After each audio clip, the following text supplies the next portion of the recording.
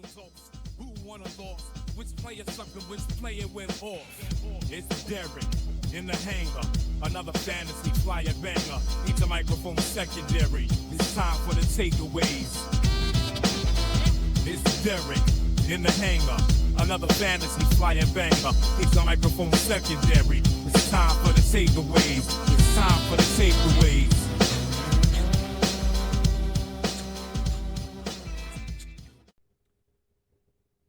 All right, we are back. Episode 2 of the takeaways. It's time to show some energy, show some passion.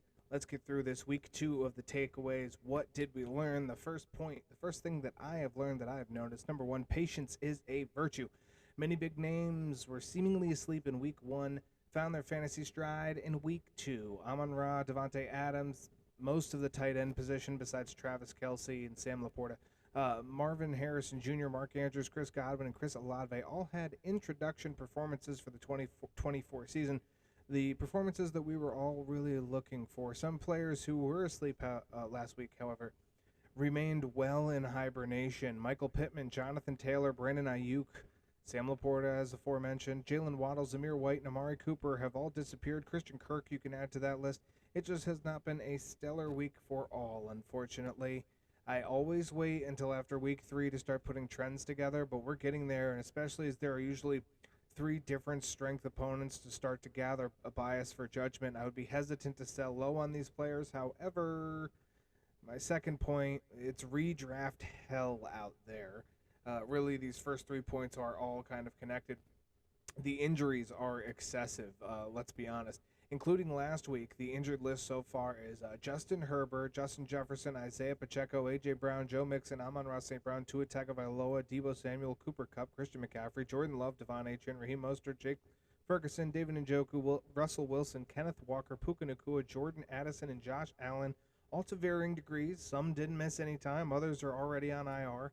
If your standard ADP redraft league, in that league, a lot of your first and second round picks have been hurt. Puka, CMC, Jefferson, Brown, Amon-Ra, Pacheco, all included. If this is any indication of the year to come, the waiver may be crucial, which leads me to point 3.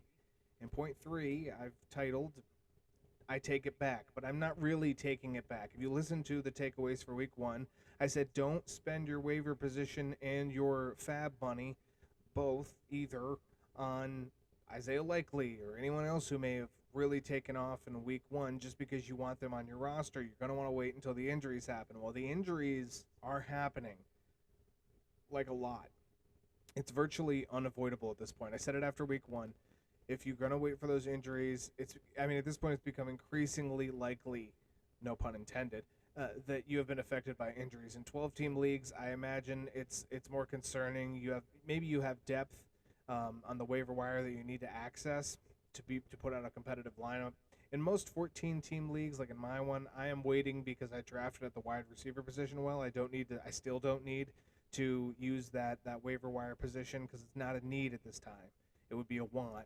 And I am deep enough at the wide receiver position where, in general, you can draft deep enough at the position. It is the deepest of all of the positions. Pause. But if you have the Ken Walker, Isaiah Pacheco, CMC, any combination of those guys, it may be a little bit difficult. Raheem Mostert, it may be time to hit that waiver wire for a running back, and I understand that. That would make it much more of a need. Injuries are going to force your hand sooner or later. If you're lucky enough to avoid that, then you might be able to take it a little bit more as a want as we get towards week 5 and week 6. It is more likely for these players to get injured in the first 2 weeks, especially those who see the field the most, which are obviously all of the players that we draft high in many of our drafts. So that's kind of why I'm taking back my week 1 point, but not really, because this kind of proves my point that you should wait until players are injured, and especially if you didn't pick up, or if you did pick up Likely and he bombed this week because he only had 2 catches. To each their own. For my 4th point, there are some teams that are the not so cream rising to the top, if you will. Given that there is some depth at a wide receiver position, which currently is the most hurt position in the league, there are some teams I'm avoiding outright. And there are good offenses that haven't clicked yet, and their time is coming. But there are teams that I just don't think they're going to be fantasy viable, if at all, this year. And those 4 teams right now are the Panthers, Broncos, Browns, and Giants. And there are exceptions. So for everyone who just heard me say Giants, and they immediately want to turn off the video, hold on, because I do have a list of exceptions. And Malik Neighbors is on it. That makes the most sense. Malik Neighbors, Devin Singletary, Javonte Williams, and depending on the matchup, Jerome Ford. Those are the players that I'm looking at. If you have a Jerry Jeudy and Amari Cooper, David Njoku is out for a hot minute. If you have a Theo Johnson, a Wan'Dale Robinson, I don't know why you would, but maybe in deep 16-team leagues, they might be appealing to you as a depth piece. If you're looking at a Deontay Johnson or an Adam Thielen or a Chuba Hubbard, I'm not even really high on Jonathan Brooks right now. When he comes back, he's going to be slow to warm up, even if it is at week 5 or week 6, and then it's going to be until week 10 till he can actually put his best foot forward in an offense that will never put its best foot forward. Maybe it will, but still. And for the Broncos, I cannot trust Cortland Sutton and Marvin Mims. I can't trust Bo Nix, even as a dart throw during a bye week. He's just not going to be on my radar. Javonte Williams is out of that offense, the only one I can trust. Jerome Ford, maybe, and that's matchup depending. He also ceded a lot of carries to Deontay Foreman this past week. Foreman was not better at the position, but still, he gave some carries away there. For the Giants, it's really just Neighbors, and then Singletary is sort of in the flex conversation for me. That's about it. Everyone else is a complete drop from fantasy radars. Deontay Johnson, maybe down the road, if Bryce Young now has been benched, comes in, he's now benched, Andy Dalton comes in, and Deontay Johnson becomes okay, sure. But Deshaun Watson is not helping that offense, and for the Browns, I don't know. There's just not a lot there that makes me warm and fuzzy. I'm avoiding those 4 teams as much as possible. And number 5, the final point, record surprises. There are some teams, in general, just kind of like we were just talking about with the 53-man league that I'm in, there's a lot of 1-1 teams through 2 weeks, and it's kind of the same on the football field. If you didn't watch any football through 2 weeks, you'd probably think the best teams in the league are the Saints and the Buccaneers, while the Ravens and the Rams are the worst. And on paper, you'd be very wrong. However, the records are really what matters, and there are 5 to 7 teams that are looking insanely good.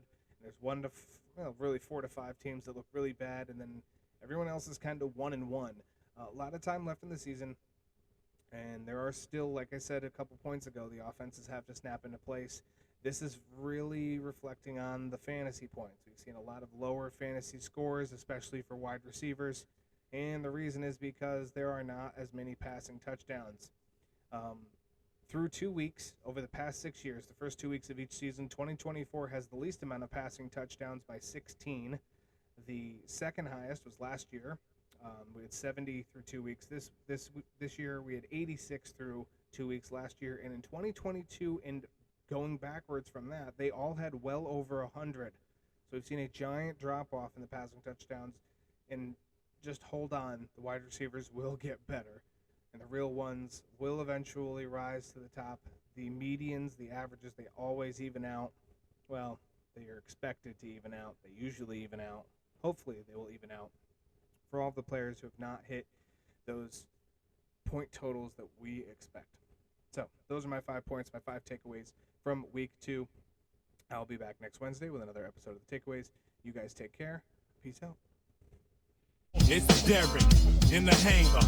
Another fantasy flyer banger. Needs a microphone secondary. It's time for the takeaways. It's Derek in the hangar. Another fantasy flyer banger. Needs a microphone secondary.